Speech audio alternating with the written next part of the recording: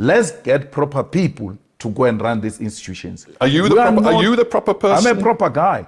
I mean, I don't want to go too far back into history, but at various times you failed to actually file a tax return on time. Yeah. You've been accused of different financial offences. You've never been convicted, but some of those charges were never brought to court. But you tell South Africans, despite your own history, you are the guy to run their economy. That's why. That's a mind of a lazy person who doesn't do his work. You will have to refer back to 15 years.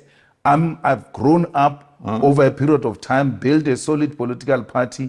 The only thing you can keep on referring to is what you interviewed me about it 12 years ago.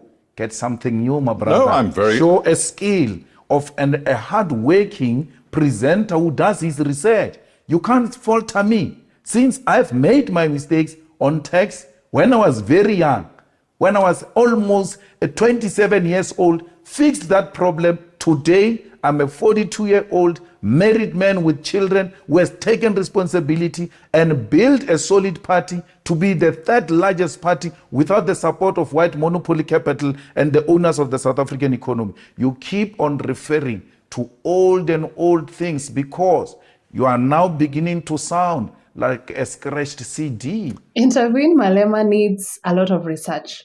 And even with good research, he can turn things around within a fraction of a second. Let's take a look at Julius Malema memorable moments during interviews. Be nationalized? No, there will be a direct foreign investment in South Africa because direct foreign investment, it depends on the stability of a country. How do you reassure the foreign investors? No, you must give me a chance to speak. Unless you want to have this interview with yourself, then we can give you a chance to speak alone. Okay. Because you're asking me questions, I'm responding to them, and that's the whole intention of this conversation. So we are going to ensure that we take control of our own economy. We're going to ensure that we take control of our own land, and those who want to invest in our country, they're going to do so through our own terms. Yeah, let me tell you, before you are Chacharachne, let me tell you, this is a building of a revolutionary party, and you know nothing about the revolution. So here you behave or else you jump. Here you don't laugh. Chief, can you get security to remove this thing? If you're not going to behave, you are going to call security to take you out. This is not a newsroom. This is a revolutionary house, and you don't come here with that tendency. Don't come here with that white tendency. Not here. You can do it somewhere else. Not here. If you've got a tendency of undermining blacks even where you work, you are in the wrong place. Here you are in the wrong place. And you can go out. Yeah, you can go out. Rubbish is what you have covered in that trouser. That is rubbish. That which you have covered in this trouser is rubbish. Okay? You are a small boy. You can't do anything. I didn't come here to... Come out. Go out. Bastard. Go out. You bloody agent. Do you think you're inciting violence? No! What violence? I have no apology about that. No journalist of NN7 or New Age will be a victim of any kind if they come in their own to EFF events. We would protect them. We continue to protect those workers. I mean, the COSATU declared ANN7 and Gupta's the worst employer, but they didn't do nothing about it. And so we're taking action about the whole general conduct of the Guptas and how they go about doing business in South Africa. We have nothing against journalists, but against media. Mawande from the Sunday Times. Mr. Malema, you say a lot on this situation, and there's a new event that is also of public discourse at the moment. There's alleged arrest of the Gupta family in Dubai. What is your take on that and the timing thereof? And then secondly, what is your general opinion on current issues of importance to the ordinary man on the street, the rising cost of living, the petrol price, the prices of food, and just everything else that is happening that affects ordinary people on the ground? Thank you. Thank you very much, spokesperson. Is becoming hot. When you see him loosening up, just know it's about to go down. The Sunday Times does not have a question. And it doesn't have a question for a reason. Because they've become a new age. One-to-one Sunday Times, that if they continue in the manner they're continuing, we're going to treat them the same way we treated the new age. It has given itself exclusive rights to protect Ramaphosa and Ramaphosa's crimes. And it comes as no shock that the Sunday Times does not have a question. So we know for a fact that the owners of Sunday Times bought SAA for 57 Rand. And when a president can sell you a state-owned airline for 57 Rand, you will do everything in your power to defend the president. With our lawyers, no, what are you checking about? No problem. It's okay, you are not allowed to take this.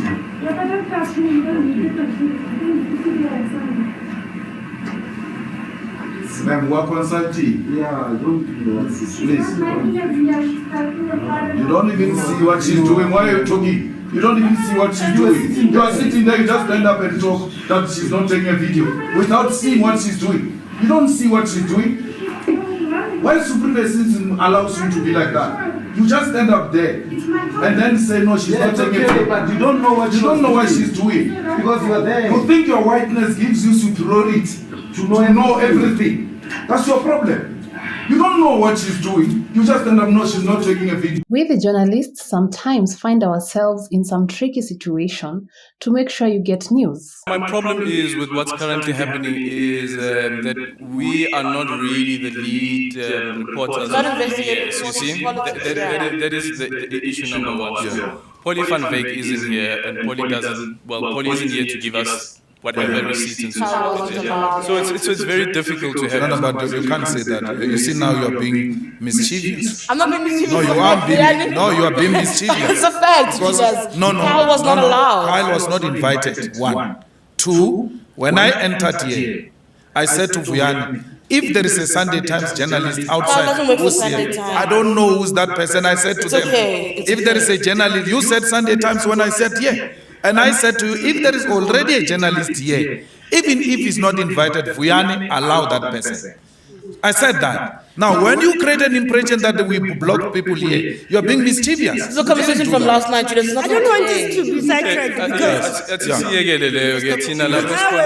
But I think Aldrin raises an important point. So we are political reporters by our very nature, and we are asking questions that we have based on investigations that our colleagues in the industry have done. And I'm hoping this is just the beginning. You've opened yourself up to be asked questions. I don't think it's an interrogation. I think it's about part of accountability. I'm the one who asked for this. For me, it's an interrogation. No, it's not. I see it as accountability. I wanted to be interrogated. Let me just finish, Samkele. I don't want prosecutors who walk out. I want to be.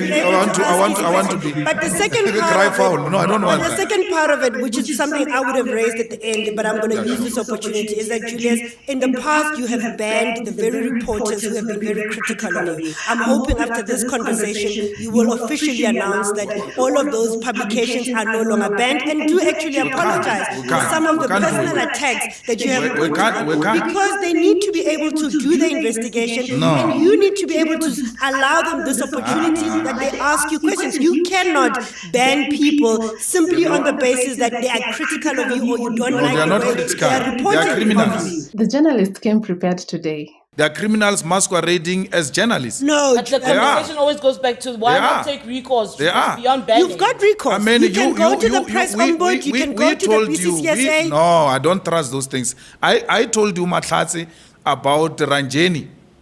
I told you. What's happening today about Ranjeni? But I told you this person is not a journalist. This is the very same journalist you opened up to when Mama Winnie passed away. The most emotional part for you, you recognize the fact that she's a journalist and you opened up to her. And then when you were not happy with her reports, you decided to brand her as a non-journalist. We see her, she was hired by the Sunday Times as a reporter. You cannot have a space to decide who is a journalist. Now that, that I think is then quite, needs to be quite you must continue to be a journalist even when you receive money from Secret Service. No. It's under investigation, and she's being investigated for it. But you cannot. If you treat her like that, as a reporter, this allegation was not there at the time. If you treat her like that, there are investigations. Therefore, everyone else, when there are allegations, treat them the same. Why do you want to conclude that we are guilty and she's not guilty? No, but when she's found wanting with Secret Service money? You shift the goalposts. At one point, you recognize her as a journalist. No. At the next point, you don't. But once I come across like you are a journalist today. Wait until I find your brown envelope. Then I will know you are masquerading as a journalist. You are not necessarily a journalist. But Julius, as a member of Parliament, I cannot continue to say you are a journalist even when I've got evidence of you engaged in brown envelopes. As a member of Parliament, as somebody who takes oath to protect the constitution of this country, you cannot go around banning journalists because you don't like the news reports that they write, especially about you. That is not correct. I don't ban journalists. You know that. For me, I'm with journalists now. I don't ban journalists. You can't. The same. What I'm arguing is that, if you look at the list of journalists that you have been critical of, are journalists that have written critically about I ban criminals who use journalism to further political agendas. I will defend my colleagues because at no point have they been proven to be criminals. But I will also defend journalism, which is destroyed by brown envelopes. I've got a responsibility as a member of Parliament to protect the profession of journalism. And you can sit and have that conversation with them and do this that you have done today. Where in front of the cameras, you question them on the work that they're doing and they will welcome it. People, they receive brown envelopes. You said I ill-treat them. I just gave you evidence now. No. The second evidence is that Polly is not interested in finding anyone guilty. That's the point I was going to make at the end as well. Julius, you might not want to use campaign, the agents. Hold on, sorry guys. You might not want to use the platforms Matlatsi mentioned for recourse, but surely was it the EFF that wanted to sue this one I told her that she must organize the meeting after the elections to meet and engage on what she's talking about. We said to them, after we're too busy elections, after elections, let's talk. And then now she's hijacking the platforms to address her presidential issues. Mr. Malema, before I hand over to my colleague Eldrin, just a simple and a direct question to you. Yeah. Are you currently being investigated by the Hawks for anything related whether to VBS or anything Nothing. else? I'm not being investigated by the Hawks on anything. On anything. I'm not being investigated by SARS on anything. Was Floyd asked to deposit a statement at any point? I don't know Floyd, but he would have told me. If the Hawks make contact with him, he would have told me. So Floyd has not been asked by anyone to make any statement. So Samkel, when I make a political point, right, it's not informed by my personal experiences. Because when I criticize the president, they say, no, he's being investigated by the Hawks. Not a single Hawks person ever gave me a call for anything. Nothing. Sorry, Julius, just hold on. As your two-pronged question. Yeah. First, Shivambu being your second in command. Aldrin has just arrived. He must get chances. You'll get chances, Kawara. You'll get in there. So the briefing happens. You're upset because your name keeps coming up, even though you're not one of the arrested and the likes. You don't say to Floyd, hey, why are they bringing me up? Have you got why don't you check with them? I talked to Floyd. Let me finish. I'm not done. I've got another question. It almost speaks to the issue of donations. You know, in 2018, when you had the media briefing here about VBS, and you asked whether or not EFF received donations, you said no. And my question is, have you gone back to the genesis of each donation given to the EFF to check? Because you see, the ANC, then months after the fact was like, actually, we've tracked and traced and we realized that we did get VBS money. Has the EFF actually gone backwards to check? And that's part of the reason I think CBS was also invited, because you had promised to open up your books. No, Mantlazi and CD, there is no donation from VBS. You've checked. Yeah, and your champion, Polly, would have actually exposed that donation by now, because she works with a guy in Verksman who are busy investigating, who are working with the liquidators, by the way. That's where she gets the information. If there was any donation to the EFF, Polly would have exposed it. Now, the story is, Tsidi, Brian has been in constant interaction with the liquidators. They've called him several times to clarify certain things. Amongst those things was the bond which they got for their mother. A bond that many other people, including some, by the way, in the Hawks, got the same bond from VBS. So, and they clarified those issues.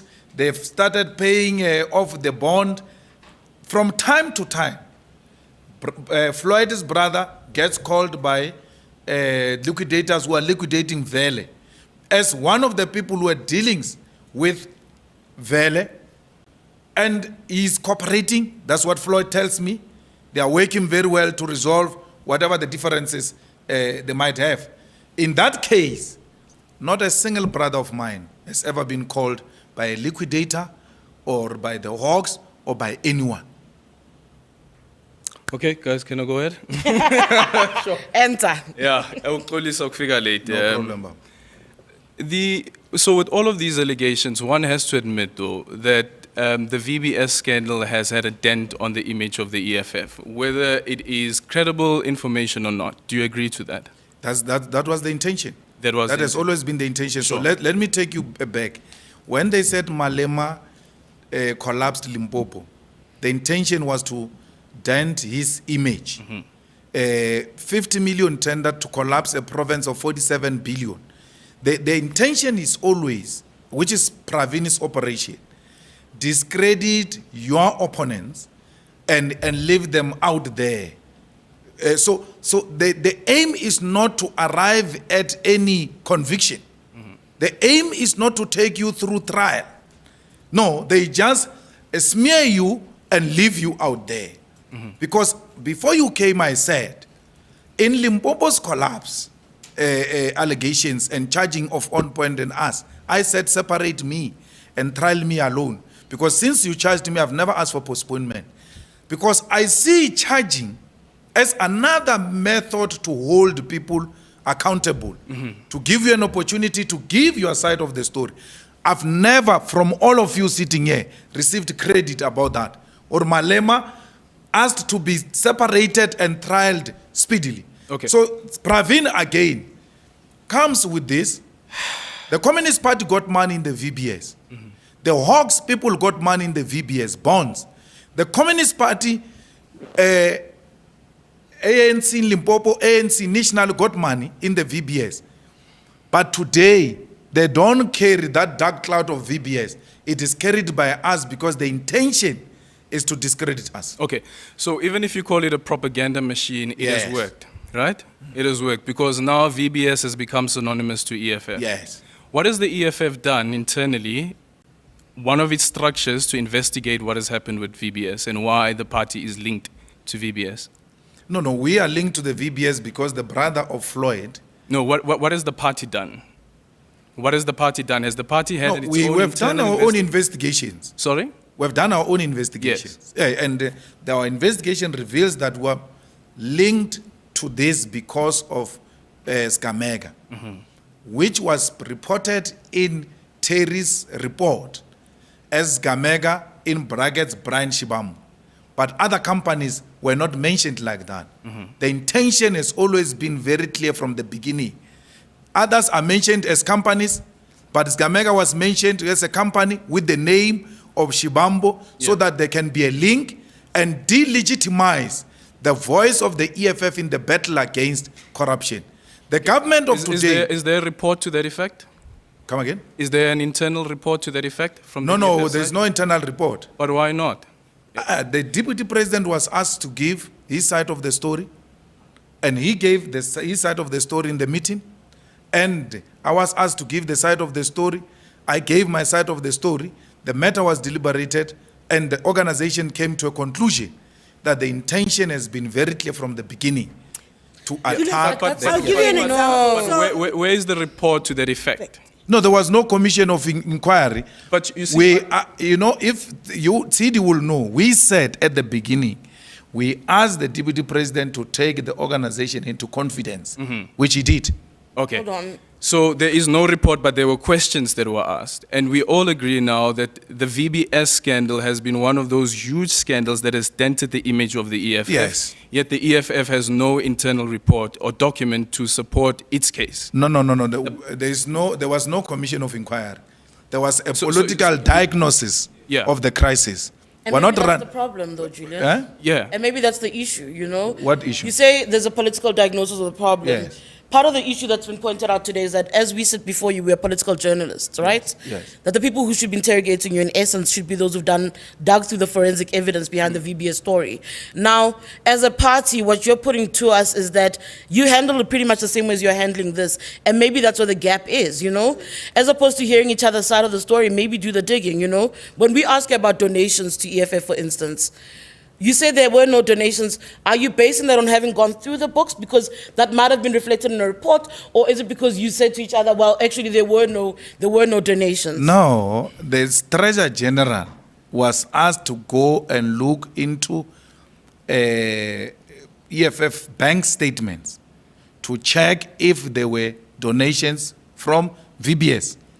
And her report was clear. There are no donations from the VBS. no, but at this moment, what we are able to establish is that there were people or companies that got money from VBS that could have donated to the EFF. I think the question rather is, do you not think it was worthy to even appoint an external person, an auditor, auditing company to say, you know what, as an organization that is here championing for the poor and actually fighting against corruption, we want an audit into our books to check if anyway people that could have been linked to VBS, who could have benefited from the looting of VBS, had donated to EFF. And then you're able to sit there confidently and say, some reputable audit company has gone through our books and we can openly declare that there was actually no money. That would have some credence, actually, and it will at least give you some credibility, as opposed to a political gathering of peers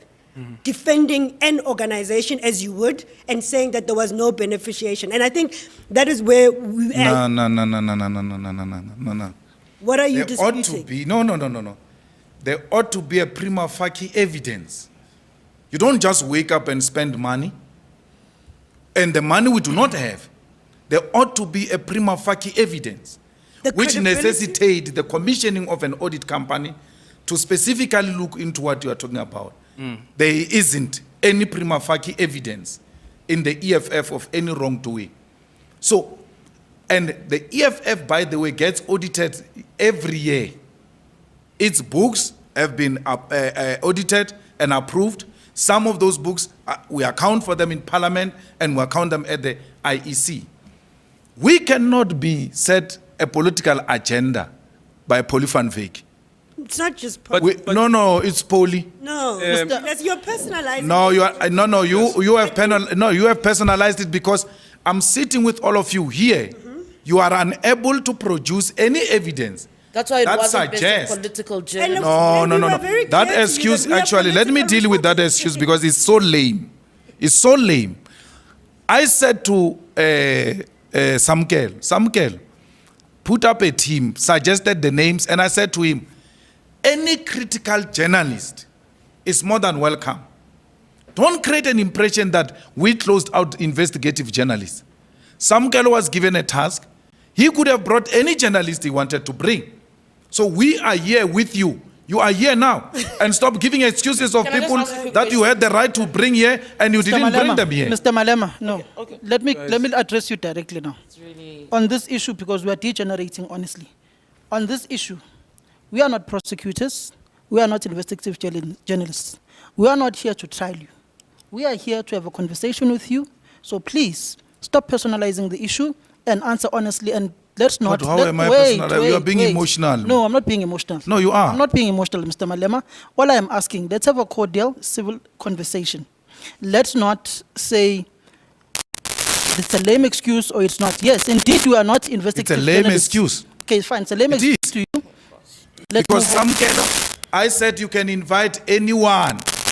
I said that. And after I spoke to you, Vianney, I said you can invite anyone. So you don't bring investigative journalists here and you want to pin it on me. I said anyone who's critical. Okay. Mr. Malema, there is a ban. Listen, Buffett, we There's a what? continuously go back to this issue about reporters who are not here and reporters who are No, here. but if We you are knew, here now. Aldrian, if you knew, and including Tsidi, if you knew you're not qualified, what are you doing here? Because you could have said, sorry, I can't do it. Yeah. Let me bring a credible investigative journalist. Okay, sure. We are here now. I gave you all the power to bring anyone. We are here now. Yeah. My take on this is that I won't be focusing on Polly van Wyk's investigation because I can't corroborate that evidence. However, though, based on common cause is that you have an EFF member who was implicated in the VBS scandal, right? Yeah. Yes. What have you done since then as a party? Have you investigated that individual? No, it's not our duty. We can't investigate members. You can't. If you are saying leaders, Okay. yeah, members. Okay. A member. Yeah. If a branch of the EFF wants to investigate that member, they can do it. But if you are saying leaders of the EFF, it is at this level. Can you imagine what we'll be doing to investigate every member of the EFF every time there is an allegation? But you want to be a clean party. We are a clean party. Then you will be able to say this region, can you we are a clean Sorry, party. guys. We have never been found guilty of any wrongdoing, not mentioned in any report. Maxine Walters. My time. Sure. The point is that you have a member who's implicated in the VBS scandal, and you as a party again decide not to investigate. However, though, that member would have signed a membership form of the party, which states clearly that you must defend the African revolutionary tradition against all forms of tendencies that promote hatred, division, underdevelopment, corruption, and social discourse. Now you have this member that has signed this particular membership form with this contract, and you're telling us that you're not going to investigate that member because it is just a member, he's not an executive of the party. No. We're not going to do that. We are not going to do that. When our deputy president was mentioned, leadership asked him to take us into confidence. It is at our level. Mm-hmm. Yeah, there are levels in the organization. So Brian Shibambo is not going to be elevated to this level. But that's the same. No. If he violates Brian Shivambu that has brought this organization into it's not this Brian by Shibambu. By mere mention of his name. No. Okay, let me ask you this. It's not him. If Brian Shivambu was not mentioned in the VBS report, do you think that you would have been here? Do you think that you would have had this gathering here? No, there would have been something else. There would have been something else. Yeah, there would have been something else because there is an agenda all the time to discredit us. So whether it's Brian Shibambo or not, they would have something. They would have used something in the same way they try to found condoms. They would have used something to try and discredit us. Julius, does the you once offered us a chance to look at your books. Does that offer still stand? Absolutely. Okay, fantastic. That's what I'll bring them. So no investigation from the party side of its members. Aldrin, when a member makes a mistake or violates the code of conduct, but this is not a mistake. But I'm answering you. This is not a mistake. Yeah, it's in violation of the code of conduct. Yes. A member shall be charged at his level. Don't only read the oath. Sure. Read the code of conduct of the EFF. Has that happened?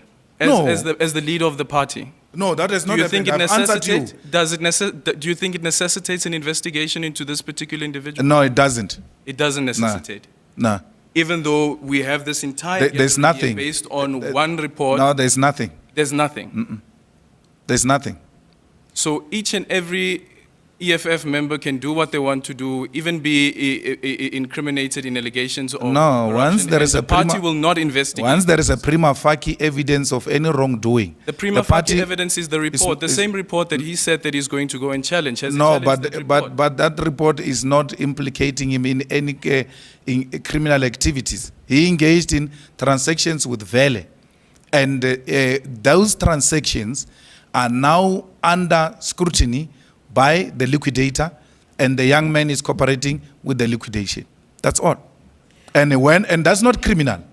It might be an administrative error, which people might say this money was not justifiable. Challenged. It's an administrative error that's not being challenged. So you but it's being challenged because the liquidators are busy with him. And if there is any wrongdoing, the liquidators will hold him accountable. He told you. Who? He told you, right? He told his brother. Sorry, it's the brother. Yeah. That he will be challenging the report. What has happened since? I've never said to you will be challenging the report. No. I'm saying now he's told his brother, right, who's your deputy.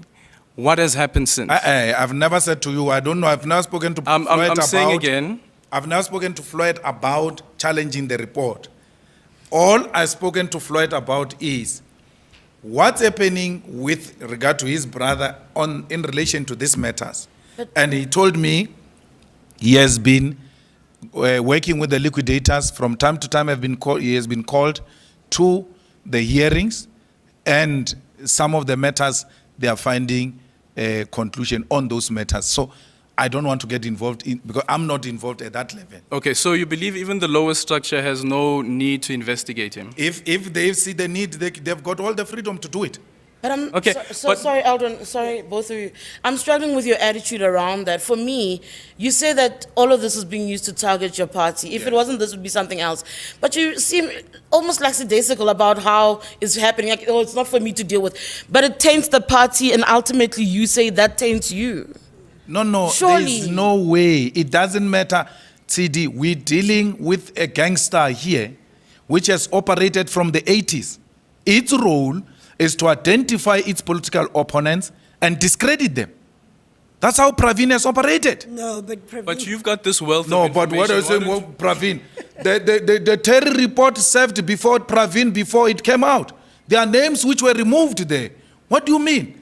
Why have you never taken task with the donation to the Communist Party? And why that donation is today not an issue? Why are you not taking an issue with the Youth League leaders who had finances from VBS, and those leaders were advised before, get other banks to buy your debt from VBS so that you are not in this report? What do you mean? I don't have No, details. but you came across as if you know Praveen has got nothing to do with this. No, I didn't. I was just surprised by the leap between people asking you and how you are handling matters internally in your party. No, I know what, and I'm saying to you, I know what I'm dealing with. I know what I'm dealing with. So, the Praveen's operation has always been that you discredit, even if you don't achieve conviction, it's okay. But also equally so, you could also take what is within your power to remove the allegations around you. That's what I'm doing. What is within my power is politics. It's a political battle which I'm prepared to fight, and I'm doing exactly that. Julius, in hindsight, when you look at the whole VBS matter, right, and just what happened to the poor people, I mean, all of the time when I think VBS, the one picture that comes to mind is the hundreds of old people that were queuing outside in the freezing cold, just trying to get what little they could get from them. And when you look back in terms of this saga, how do you describe it as the looting of that bank and its impact on the poor people and taking away this pride of the vendor people, really, that has been there? We wanted to defend the pride of the vendor people by demanding that the bank must not be closed. It has got a historical role, and it's very important that we protect it. 2, we said on record, arrest those that have stolen the money from those gogos who were queuing. Arrest them. That's number 2. 3, recover every little cent you can recover and pay back the depositors. So at the priority of those depositors, it must be individual gogos who have put money into that thing. The liquidator's role is to do exactly that. And we have been very supportive, and I'm happy that Brian has been very cooperative, because some of the things, if they do not make sense, and that's what I told the Deputy President, if they do not make sense, If there is an opportunity to pay back those issues, those monies, please pay back that money. Including if Brian is proven to have benefited, should be able to pay back that money. No, I'm saying if the money was unduly paid to Brian, Yes. that money must be paid back. And not only Brian, everyone, including the Communist Party, including the ANC. The ANC has confessed to you that they've received money from VBS. Why don't you demand the deposit slip where they paid back the money?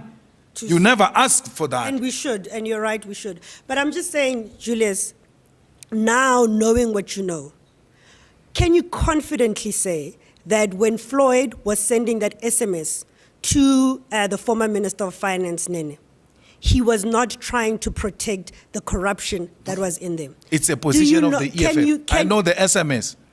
I know the SMS. Was it done in your instruction? It was done in the instructions of the EFF. We took a decision.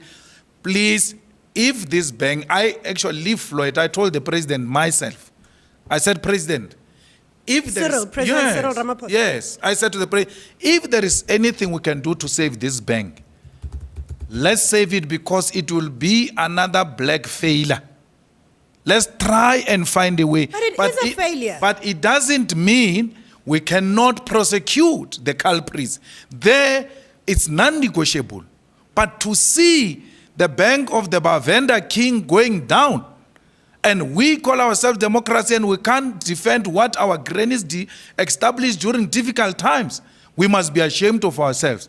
I had this discussion with the president, myself, and I said, let's save the bank. And I said to the president, even post the collapse of the bank, I said, if there could be any other opportunity of formulating another bank that works along the same principles of VBS, let's do that for the people of Venda and use this experience to tighten the regulations. But let me tell you, Matats, one thing. A friend of mine who is a shareholder in VBS wrote a letter to FSB and to PIC about the corruption that was going on in VBS. He was dismissed by FSB. He was dismissed by PIC in 2016. He came to me complaining that there is this bank, I'm a shareholder there is corruption. I said, Chief, do what you have to do. He engaged them. 2 institutions, including the Reserve Bank, was made aware that there is shenanigans going on.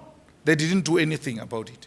I need to leave, but my last question. And then, Matlatsi, you'll come here and say, no, we spoke the way we spoke because we were defending some people who are benefiting. No. We have to ask you the question. I know. That's We engaged with that battle in 2016, where letters were written to authorities and no action was taken, by the way. Okay. In Limpopo, there is a different perception point. Yeah. that you are using your brothers and your cousins to do the bidding for you. So you're no longer doing the on-point method of you being a shareholder in those companies, but they are the people doing the bidding, and you are using your political influence to ensure that they get the tenders, whether it is in municipalities where you're a kingmaker or where you have some connection or the other. I am putting the question to you. In Limpopo, there are 2 municipalities that are... Or even in... now you're shifting the goalposts. No, I'm saying You said in the Limpopo. perception Let's is, deal. but obviously... So let's deal with Limpopo. In Limpopo, there are 2 hung municipalities, right?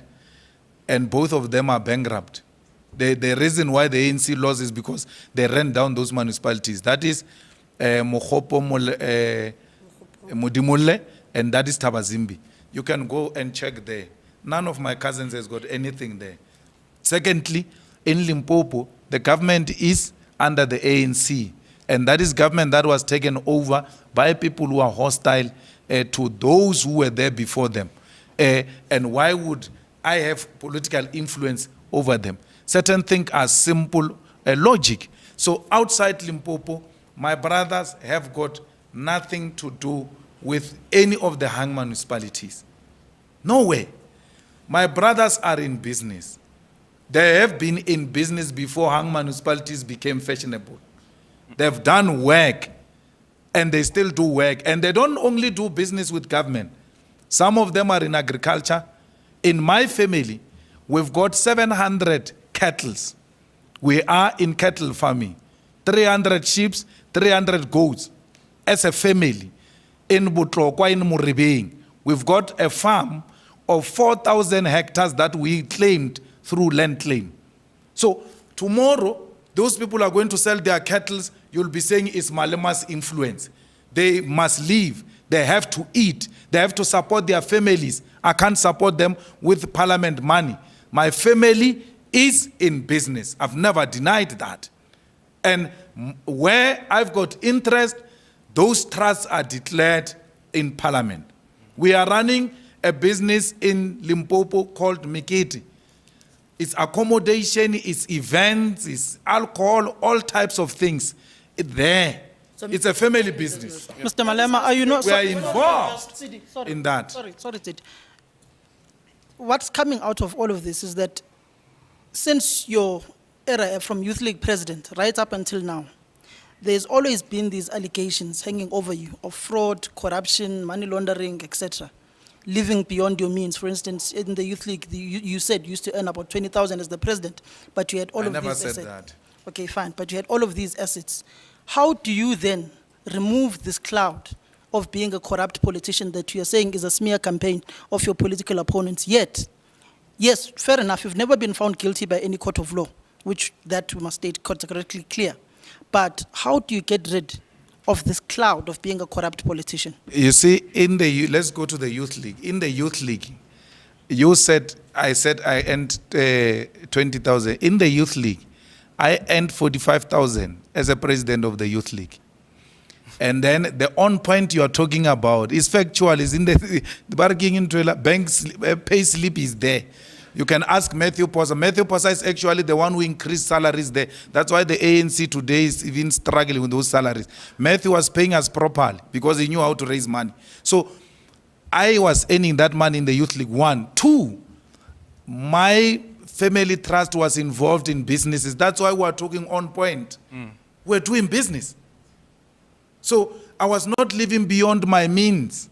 I was doing business. So let me tell you one story which you don't know, Aldrin. The house in Sundown, which was demolished, right? I was renting that house.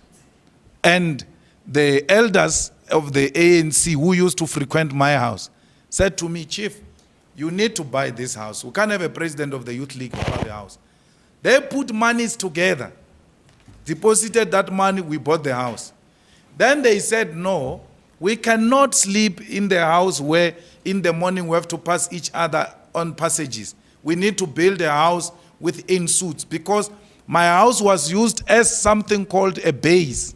So when they are here in Joburg, they will come and be based there because they needed privacy, they felt comfortable around there. So people say, no, Malema bought a house and demolished a house. Yes, it was in my name, but there was monies that we actually, even when we're doing the SARS audit, all of that list was presented to SARS. This one put so much, this one put so much, this one put so much. That's how we bought the house. That's how the house came to be demolished. That's how the house was paid. It didn't come from me. SARS was given that long list. And SARS went to them. And they said these are categorized as donations. They filled in the forms of donations and paid donation tax. Some of them are ministers today. Some of them are reputable businessmen and women today. So that's why I was never charged anywhere that, no, you stole the money here and went to demolish a house and bought a, because I didn't live beyond my means. I could identify every little source of income where it came from. Okay. So back to another report, the one here on point, the Public Protector's report. So the Public Protector says, as the main source of income on point during this period was payments made to the department in terms of the agreement on point owed its existence as profit-making establishment that could declare regular dividends thereto. The Ratanang Family Trust, as one of the 2 shareholders of Gilder Investments as the holding company, accordingly benefited improperly from unlawful, fraudulent, and corrupt conduct of on point and maladministration of the department. What's your answer to that? Well, the matter is before the court. As you will know, the NP has taken a decision to charge some of my colleagues, and they will canvass that ground at that point. Nowhere in the public protector's report will you find saying Julius or Ratanang influenced the tender in a corrupt manner. All the findings she makes is that the Ratanang Trust benefited money from this company, and this company got a tender wrongly. Yeah. Now, that company is now before court. I maintain that I've not done anything wrong. That's why they can't charge me. The company maintains its innocence and is going. Okay. You've never challenged the forensic report either. Why should I challenge it? It's not it's making any finding on me. But it has. I asked Thuli, for instance, I said, I hear you're producing a report, but you have never interviewed me. And Thuli said, I don't make any finding against you. And therefore, I don't have anything that warrants me to call you to come and answer. So Thuli never called me. That's not true. After the preliminary report, a letter was sent to you, and then your lawyers responded to the letter saying that you do not want to be interviewed anymore because of you weren't asked initially before the interim report. So what is not true, Aldrian? Don't just use concept. You are lying because Thuli released a preliminary report. She even invited you and said, no, listen. Come.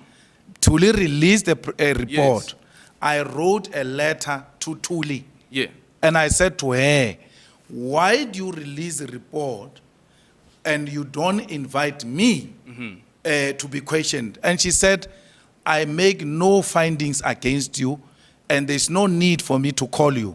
Okay. However, if you want to come, you are more than welcome to come. And then I responded, I said, since you say you're making no findings against me, there's no need for me to come. Were you the sole trustee of Ratanang? Yes. So isn't that a finding against a trust that you were holding? What is the finding? The finding is that the Ratanang Trust, as one of the shareholders of Gilter Investment, as the holding company, accordingly benefited improperly from the unlawful, fraudulent, and corrupt conduct of on-point and maladministration of the department. Improperly does not mean illegal. Unlawful. No, it doesn't mean unlawful. No, improperly doesn't mean unlawful. No, I'm going through the list of the findings. Wait, guys. Unlawful, fraudulent, and corrupt conduct of on point. So the point here is that Ratanang benefited unlawfully, fraudulent, and corrupt conduct of on point. Is that the truth? But that's not what Thuli is saying. But here it is. This is the report that I'm reading here. As the main source of income of on point during this period was the payment made to it by the department in terms of agreement, and on point owed its existence as a profit-making establishment that could declare regular dividends thereto. The Ratanang Family Trust, as one of two shareholders of Gilder Investment, as the holding company, accordingly benefited improperly from unlawful, fraudulent, maladministration, corrupt conduct of on point. Yes. Not of Ratanang. Ratanang is improperly. Yes, Ratanang is a beneficiary of money that was gotten from a contract that is illegal and unlawful. That's why it makes it improperly.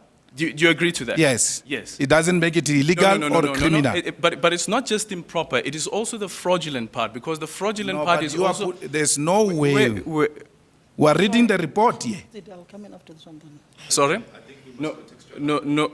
Here's the thing, guys. She makes a ruling that this tender, this tree, which Ratanang aids the fruits, it's rotten. Therefore, Ratanang ate the fruits of a rotten tree, right? So it's a point now why on point is in court to challenge exactly what is being said here. So their tender was not fraudulent, was not corrupt, and all of that. We will wait for that to come out. But nowhere does she say Ratanang fraudulently, in a corrupt manner. That's not what he's saying. Mr. Malema, my parting shot to you. Yeah, sure. For instance, just in collaboration with my colleague Eldrins, there was a state forensic report by Auditor Trevor White that detailed the money flow for your Limpopo farm, which was seized by the state, basically saying the proceeds of that particular farm came from various companies which had received tenders in Limpopo. Yes. And those monies were funneled and channeled through on-point engineers, and later on went into the Ratanang Trust. That property you initially purchased it through the Ratanang Trust, and later to Guama Properties, which was owned by Lisiba Kwangwa. Yes. The state in that forensic report basically states that this is evidence of money laundering in that regard, and that was one of the premises which the state was prosecuting you on when it comes to fraud and corruption, and when it comes to the Ratanang Trust. Should the state reinstate charges against you on the issue of corruption in Limpopo, allegations of corruption in Limpopo, have you prepared yourself to answer on how you purchased that particular farm? But I said that long time ago. Let's deal with that quickly. You see, if we cannot have attitude, we are going to follow proper logic. That report was used to charge Selby and them. And they were trialed in the regional court in Mokopane. They won that case. The state appealed on the same report. The state lost that case. And because that report could not hold water in that case of Selby, which also put money into one of the companies of Gilda Investment, state, because was relying on that, then realized because this report could not hold water in the court, in the lower court and in the appeal, there is no point in pursuing Malema through this report. So that report could not convict Selby, who was charged with me. If you know the case initially, it was us. They were separated, trialed on that report. They were not found guilty, and they even won an appeal. If you had followed the logic of that report, you are not going to ask that question, because that report has been tested in court and could not stand the test of time. But then, Mr. Malema, in the state's own charge sheet recently of your then co-accused Bolisiba Kwangwa, the state... I don't have any co-accused. I'm not accused. ...said back then. Okay. Former co-accused. The state says, I decline to prosecute Mr. Malema at this stage. After finalization of this trial in this matter, the record of proceedings and the credibility findings that the court might have made during the trial, as well as the report of the prosecutor who conducted the trial, will be pursued to determine whether a criminal prosecution should be instituted against Mr. Julius Malema. A separate investigation will immediately be launched regarding his administration of the Ratanang Trust, which keys into Eldrin's question, and a decision will be made thereon after the finalization of this particular investigation, which comes to the question which you are saying, that this particular report which you are referring to, which is the state is evidently still holding on to, and is waiting the outcome of this particular prosecution of on-point engineers on whether to trial you or not. Do you not see similarities here between the case of Shabir Sheikh going on to the case of charging the former President Jacob Zuma? There was a successful prosecution there which led to the then calls for the prosecution of the former President Jacob Zuma. Are you not in a similar fate with the former president? No, I don't deal with Zuma's case. I deal with mine. There is nothing. There is nothing. Some girl, you know how these people feel about me.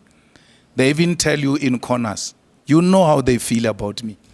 If that evidence that you point to was real evidence that could stand the test of time, they would have taken me on by now.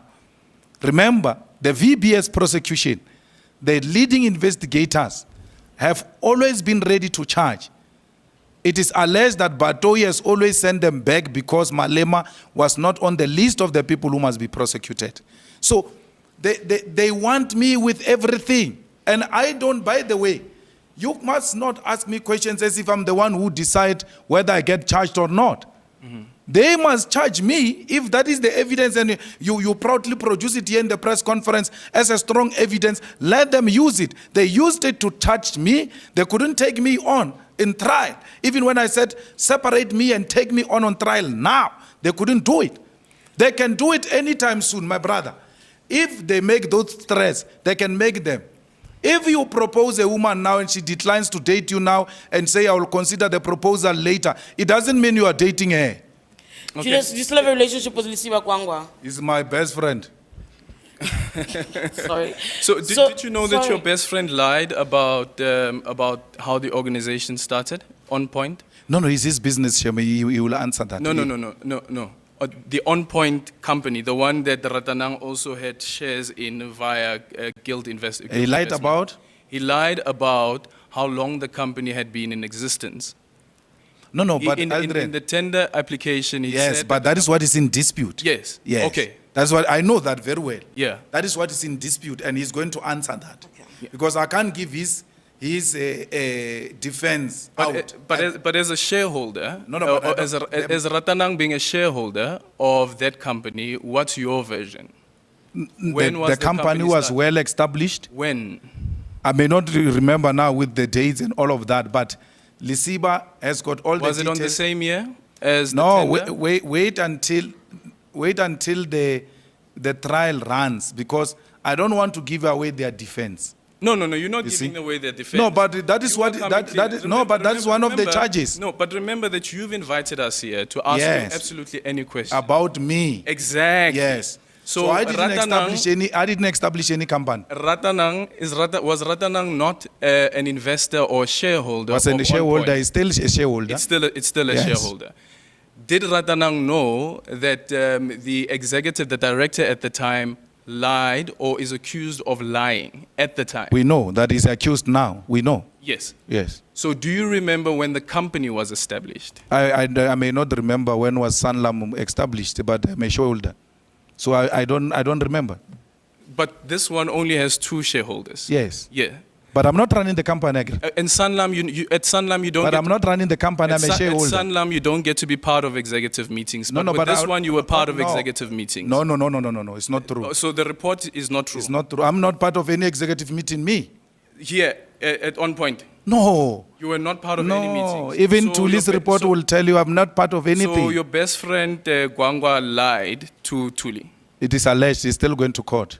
He will answer that. So I'm not running the administration. Shareholders, you may not know, as a journalist, may not be a business person. Shareholders do not run the operations of the company. So Lisiba was a shareholder through his family trust and ran the affairs of the company.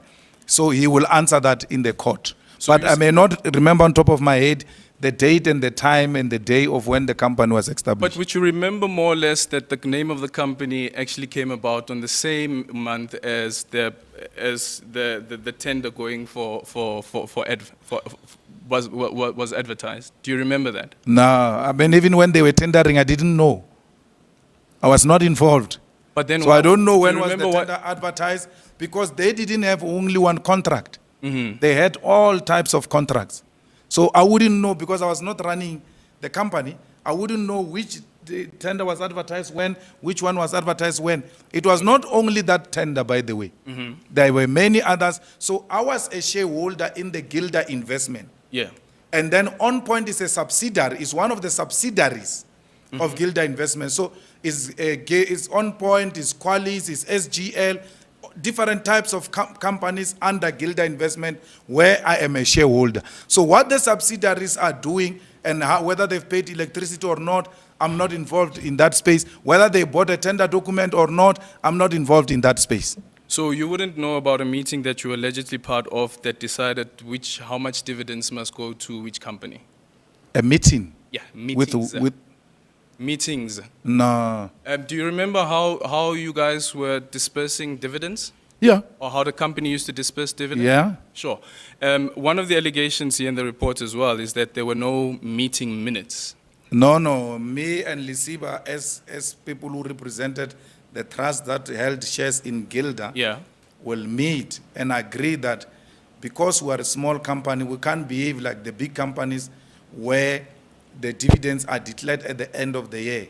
We can make projections of what we think we'll make, and on the basis of that, start distributing monthly so that we don't overburden the company at the end of the financial year.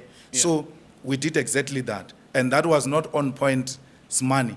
It was all the monies brought together of the subsidiaries under Gilda investment. So you were part of an executive meeting? Not executive. The board members. The director of the company.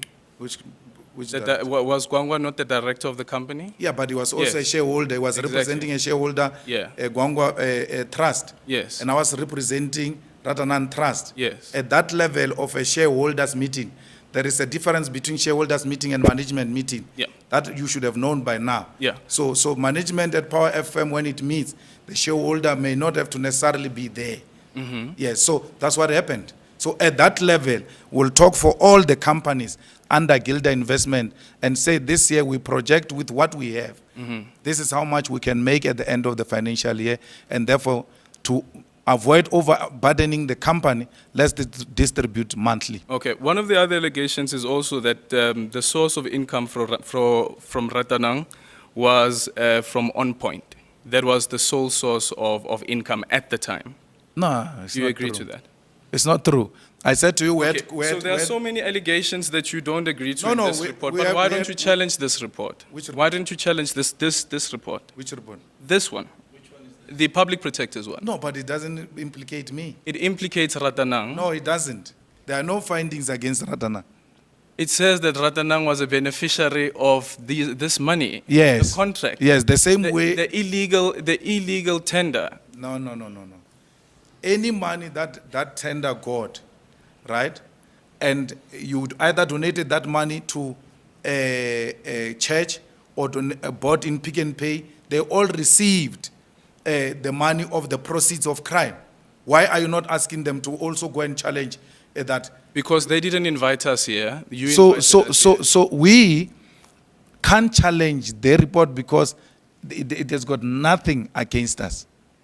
Okay, so you see again. So you see what happens is that your modus operandi is again that there's no allegations against the EFF with VBS. Yes. There's no allegation against you as an individual. Yes. So constantly these are the things that come up. However, though, constantly it's your name as well as the party's name in this case that's being tarnished. Yet you don't find it in yourself to go and challenge what is bringing the party down. No, there's nothing bringing party down. Which party is going down? Then why Because are this we party is here? always no. We're dealing with allegations. You asked people about me in my absence, and I said I'm available. Ask me. So I'm saying to you that there's no party that is going down. Two, there is nothing that implicates us. So Julius, according And to then you Aldrin, now, why are people not being arrested? Why are we not being charged? If these things that you are saying are legitimate and correct, why would a company implicated in a report of corruption and fraud not be charged? Why? Why are you not asking yourself that question? Because those charges are not there. Are not there. Sidi? I wanted to go back to Lisiba Gwangwa. I asked you earlier if you guys were still tight. Julius, what are I don't know if you've heard the same things, but it seems where EFF is in terms of the relationship you had, obviously informal or otherwise, with the DA in Tshwane, and I think they pointed to other areas, Nelson Mandela Bay though, and yes, you can call it gossip, whatever you want to define it as, but there is talk though that in those areas where the EFF is, and that speaks to the issue of influence, I suppose, that Lisiba Gwangwa is there and thriving and doing business in those areas. That'll be, simply put, it's not true. It's not true. So in Tshwane, Lisiba Gwangwa is not doing anything. I don't know, but I don't have anything of Lisiba Gwangwa in Nelson. I agree you said everywhere EFF is involved. Nelson Mandela, Johannesburg, Tshwane. I don't know anything of Lisiba Gwangwa being involved in all those municipalities, including in Limpopo, Hang municipalities. So, but Lisiba Gwangwa is still in business. He still runs his business. So I don't know what he's still doing, Lisiba Gwangwa, but all I know is that On Point is no longer trading and therefore makes the Gilder investment redundant. But Lisiba is an engineer and Lisiba is in business. As I speak to you now, Lisiba still does business. All right, so there's a story Carl did I think last year sometime, between your relationship with Lisiba, and it involves On Point Engineering. I just want to run through some of those things that he was speaking about, whether or not Lisiba was behind those purchases, making those payments. So there's an issue around a Mercedes-Benz Viano that you used at the cost of nearly 1 million in 2011. Was that purchased for you by Lisiba? Viano? Yeah. Yeah, Mercedes-Benz Viano, No, but black one. they The say pictures of you. It was mine. That's what they're saying. No, but I never had those things. So it wasn't bought and maintained. You never use it. It wasn't paid for by Lisiba. No, Lisiba had a Viano, but if it was bought for me, it's a story. Okay. And then they say that he paid for the construction costs of your Sandown mansion as of February 2011. No, but that was my money. It's my money. Okay. I'm a shareholder, I'm entitled to it. Lisiba didn't pay for me, it's my money. He didn't pay for it. No. If there is money that came from that company to pay for the Sundown, it's my money. Okay. Yes, I was a shareholder, I was entitled to it. Of course. It's my money. And then there's the issue of the bodyguards that you had in 2011. Was he paying for your bodyguards? I never had bodyguards. What do you mean? You never had protection of sorts in 2011? No, I had bodyguards from the ANC, and then later I got bodyguards from the States. Okay. And then when they expelled me, my guys were distributed in different companies. Some of them went to work for PRASA, some of them went to work for private individuals and institutions because they were police. And how I was treated, they resigned in protest that this is unfair, and if their job is to protect, and therefore they can continue to work for police who take decisions on the basis of political considerations. So they went into different spaces. So based on this particular answer, then you're ruling out the fact that he also bought a Ford Focus for them in Polokwane. No, but if he bought Ford Focus for his staff members, they're his staff members, they're not that mine. This speaks to your guards that you're saying. No, Lisiba has never bought any guards of mine anything. Nothing. Why do you buy police Ford Focus? Because police have got a But this pool is based car. on an affidavit that wasn't used by the NPA. That's why I'm bringing it to the table. That's what Carl wrote on. That's all I'm asking for clarity on that. But Sidi, simply put, Lisiba's money was my money. On Point's money was my money. So if On Point is on trial, Which explained why they paid for expenses. I was a shareholder. I was entitled to that money. Mr. Malema. And I've never denied that money. One other thing, I know earlier you spoke about how you always, we asked about a lifestyle audit, and you're always being audited. When was the last time SARS actually conducted a lifestyle audit on you? I don't remember. I guess they do it even illegally. So for sure they are busy now. I don't know. So legally, okay. Can we just take questions from the journalists who are not in the room? No, but some girl wanted to ask anyway, and we'll go online. Okay, sure.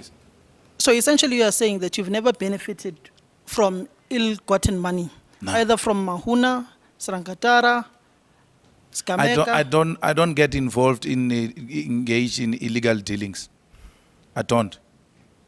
You'll never find my name anywhere. I don't get involved in those things. But a company that you saying that it was your money is now being trialed. Yes, I was not involved. That's why my name is not there.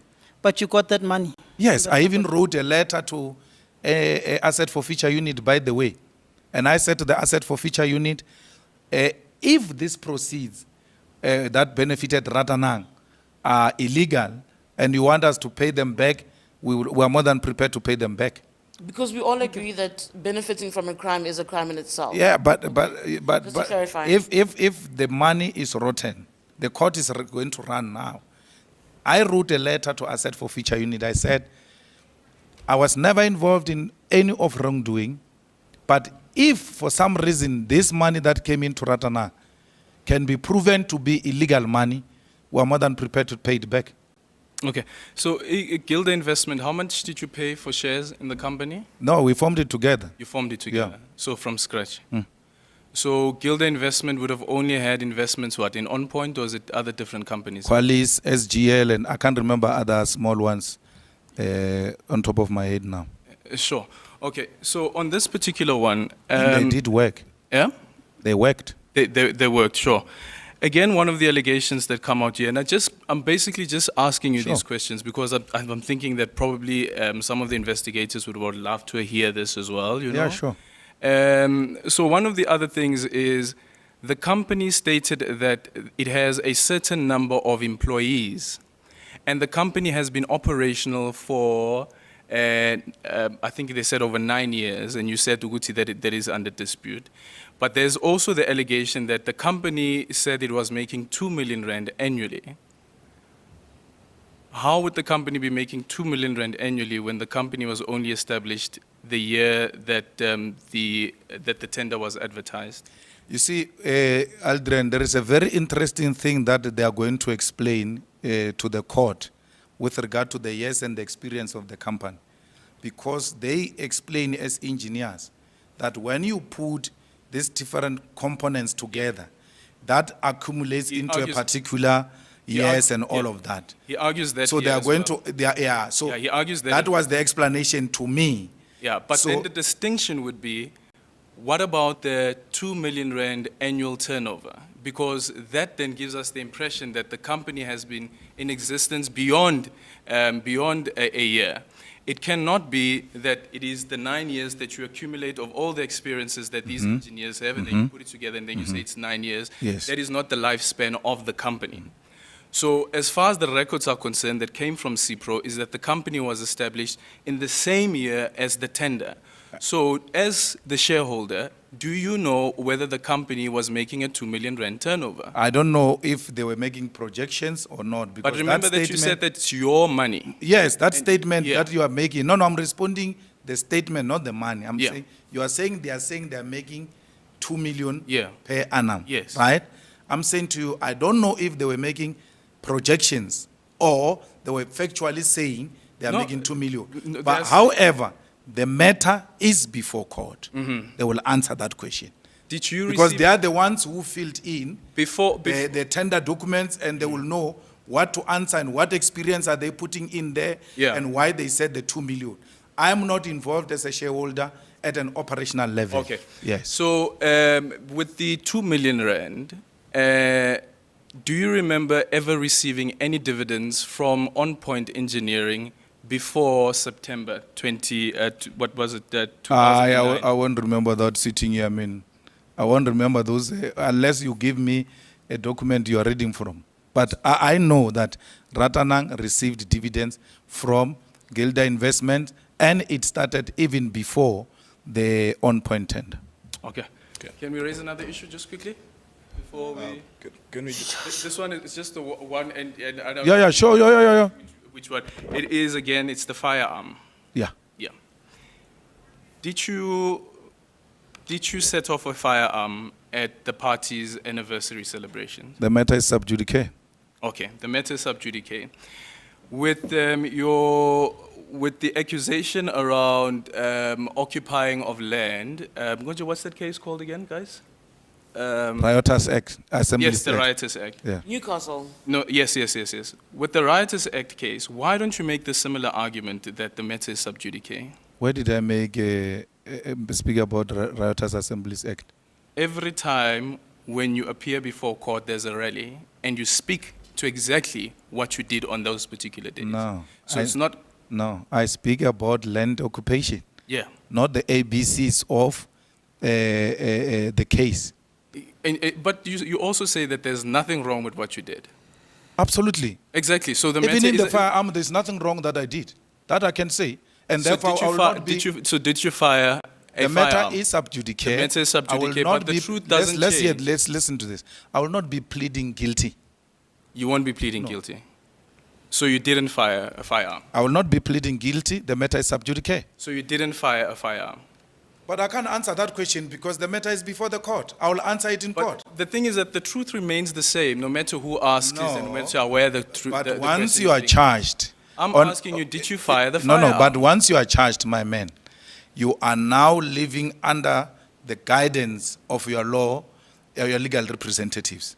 And therefore, I'm not going to undermine that advice of my legal representatives so that tomorrow, when they fail to do their work, they don't accuse me of having messed up their case. So you yourself are not sure about your own truth? No, I know my truth. I told you my truth. Why can't you share your truth? I'm not going to plead guilty. That's my truth. So you didn't fire a firearm? I'm not guilty of anything. Okay. Thank you, President. There's a maxim in law which is called he who alleges must prove. So anyone who alleges he bears the onus to prove. The other one is, we are all innocent until proven guilty. I think that should always be borne in mind. Mpumi, with that said, can you please give us the questions? Give us one at a time, please. All right. We have a question from Sophie Mukwena from SABC. I know this is about VBS, but I have a question on the Middle East. What is the reaction of the EFF to the current tension in the Middle East? Will Israel and Palestine reach lasting solutions to this crisis? Well, our view is that there must be the coexistence of the two, and that there must be an everlasting peace in the Middle East, and that the people of Palestine should rightfully so claim their land, and Israel must leave the Palestinians' land. So the intention to extend their territory in the Middle East is actually goes against the many multinational resolutions that have been taken by multinational bodies. So we want peace in the Middle East, we want the coexistence, and with Palestine being recognized as a legitimate state. Sure. Another one, please. Gaugelo Magolego from UFM and News Note Agency has a couple of questions. I'll start with the first one. During your Youth Day address, you criticized the current leadership of City of Joburg, among others, saying they were trying to force the city's housing agency to appoint a company previously flagged for some wrongdoing. Please take us through some of these decisions the city took under Geoff Makubo that you deem questionable. Almost senior managers in the city are being subjected to some sort of suspension or inquiry or leave or anything of that sort. So, and we know why. Because the current government wants to access resources in that city without following the due process. The company that was flagged out in the Gautrain, which Mashaba was chasing when he was still there, demanded that it must be reinstated. And those who are presiding over the entity of Joburg property demanded that 200 million should be sourced from that company, so that its contract can be reinstated.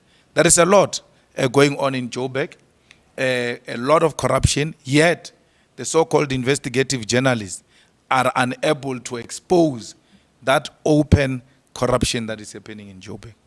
In light of that, do you think there are projects in the city of Joburg that are being targeted for reversal simply because they were done by the EFF with Herman Mashaba?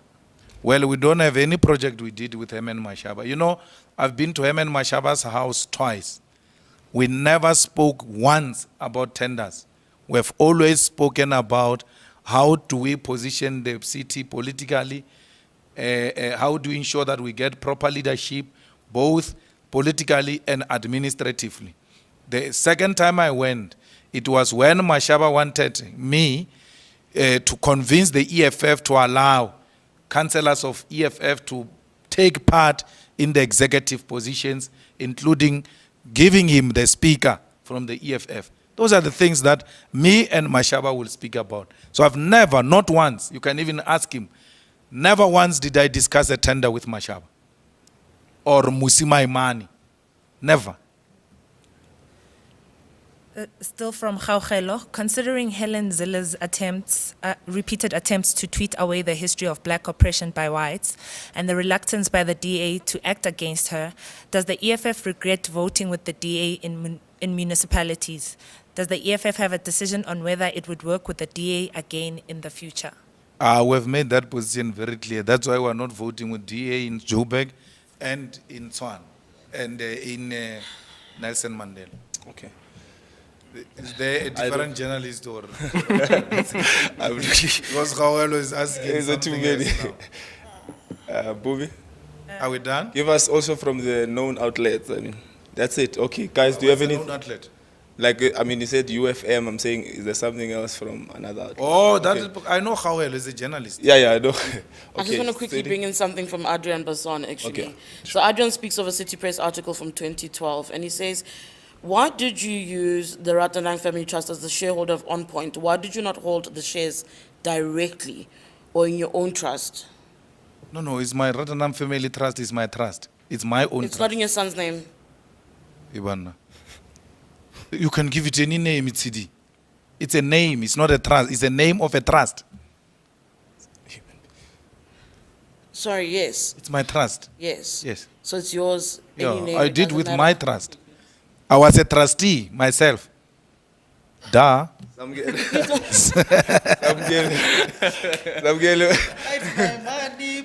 Can I ask one other thing? No, hold on. You can ask it. One last take. You can go. One last take from me. The Mahuna issue, the bank card issue. If I said to you, you said anything goes, right? If I said to you, Rukupa, when are the bank cards are returning right now? Bank card. Yeah, do you have a wallet on you? Do you have the cards on you? We'd like to see if maybe you have it. I don't have wallet on me, but I can give you when we go out. Yes, please. On condition you will publish that I gave you and you searched my wallet and you couldn't find that nonsense in my wallet. Okay, fair. Yes. Okay. Okay, ngokuzithoba okukhulu. No, wait, there are questions from Zingisa that were not responded. Yes, I must. Oh. Pumi. Zingiswa. Okay. Yeah, I have questions from Zingisa Mvumvu from Sunday Times. Oh, sure. Why are SMS notifications from Santa Clara Trading Bank account transactions going into a mobile phone number belonging to Mr. Malema? I don't know what he's talking about. All right. The second question. Santa Clara pays suppliers for Sud restaurant in Soweto and also makes direct money transfers to the Sud bank account, a company registered under your cousin Tulu Malema's name. Why? There's no cousin of mine, Tulu Malema, who's got an account registered under her name in Sud. Is that what he's saying? Let me just reread it. Santa Clara pays suppliers for Sud restaurant in Soweto and also makes direct money transfers to the Sud bank account, a company registered under your cousin Tulu Malema's name. Why? Which company is that? Santa Clara? So Sud bank account. Santa Clara makes the transfers So to Sud. Tulu is belonging to which company? To Sud. No, there's no company registered under Tulu called Sud. There's no such a company. The third question, Santa Clara has also made money transfers to Munedzi Family Trust, registered in your son's name, and Mazimbu Investment Trust. Why, if not for Mr. Malema's benefit? No, it's not for my benefit. I mean, my cousins run my family businesses, including this trust that I'm talking about. Where they've got interest, it is them who run them. So they will, from time to time, exchange monies. We are not strangers. We are family. All right, the fourth question, he's got a couple of questions. Munedzi, which receives money from Santa Clara, has purchased a property in Sandton which previously belonged to the EFF. Yeah. Why did Mr. Malema's family trust buy this house? Because the house was on sale. We could have bought any other house. We bought the one in Sundown. Because I used to stay there, and I knew the owner. Actually, the owner was selling the property. Then I told the leadership of the EFF, they bought the property as an investment purposes. I was no longer staying there. And then later on, the EFF said, it's not worth it. They are selling it, and we bought it. It's 100% financed by APSA. 100%. It's only Malema who can go for hours answering questions. This man is truly gifted. That marks the end of today's video. If you like this kind of content, please subscribe for more. See you in the next one. I've been your host, Mary M. Muturi.